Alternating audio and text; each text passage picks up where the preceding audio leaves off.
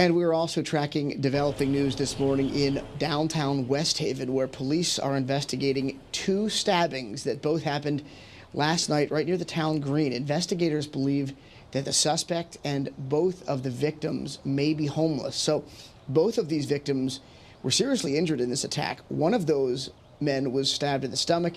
The other, we're told, was actually slashed in the face. Both underwent surgery this morning. We don't know their current condition. We can also tell you the suspect has not yet been identified by police. Of course, we'll keep you posted as soon as that changes.